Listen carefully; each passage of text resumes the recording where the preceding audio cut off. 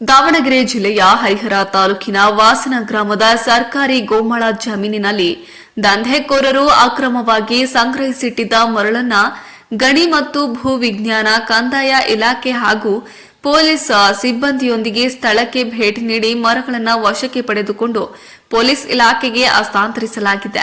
ಕಳೆದ 2 ತಿಂಗಳಿನಿಂದ ತಾಲೂಕಿನಲ್ಲಿ ಅಕ್ರಮವಾಗಿ ತುಂಗಭದ್ರಾ ನದಿಯಿಂದ ದಂಧೆಕೋರರು ಮರಳನ್ನು ತೆಗೆದು ವಿವಿಧ ಸ್ಥಳಗಳಲ್ಲಿ ಸಂಗ್ರಹಿಸಿಟ್ಟಿದ್ದು, ದೂರಿನ ಮೇರೆಗೆ ಗಣಿ ಮತ್ತು ಭೂ ವಿಜ್ಞಾನ ಕಂದಾಯ ಇಲಾಖೆ ಹಾಗೂ ಪೊಲೀಸ್ ಅಧಿಕಾರಿಗಳು ಸ್ಥಳಕ್ಕೆ ಭೇಟಿ ನೀಡಿ ಅಲ್ಲಿದ್ದ ಮರಳನ್ನು ವಶಕ್ಕೆ ಪಡೆದುಕೊಂಡಿದ್ದಾರೆ. ಹರಿಹರ ತಾಲೂಕಿನಲ್ಲಿ ಕತ್ತಲಾಗ್ತಿದ್ದಂತೆ ಮರಳಿನ ಲಾರಿಗಳ ಓಡಾಟ ಹೆಚ್ಚಾಗುತ್ತದೆ.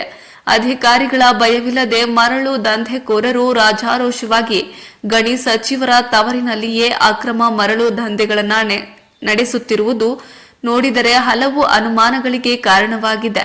ಸಾಮಾನ್ಯ ಜನರು ಹಾಗೂ ಬಡವರು ಮನೆ ನಿರ್ಮಾಣಕ್ಕೆ ಸೈಕಲ್ ಮತ್ತು ಬೈಕ್ಗಳಲ್ಲಿ ನದಿಯಿಂದ ಮರಳನ್ನ ತಂದ್ರೆ ಅಂಥವರನ್ನ ಪೊಲೀಸರು ಹಿಡಿದು ಕೇಸ್ ಮಾಡ್ತಾರೆ. ಆದರೆ ಮರಳು ದಂಧೆಕೋರರು ಲಾರಿಗಳಲ್ಲಿ ಮರಳನ್ನ ಸಾಗಿಸಿದರೆ ಯಾವುದೇ ಕೇಸ್ಗಳು ದಾಖಲಾಗುವುದಿಲ್ಲ. ಈ ಎಲ್ಲಾ ಅಂಶಗಳನ್ನ ಗಮನಿಸಿದರೆ ಅಧಿಕಾರಿಗಳ ಕಾರ್ಯವೈಖರಿಯಲ್ಲಿ ಜನರಿಗೆ ಅನುಮಾನ ವ್ಯಕ್ತವಾಗಿದೆ.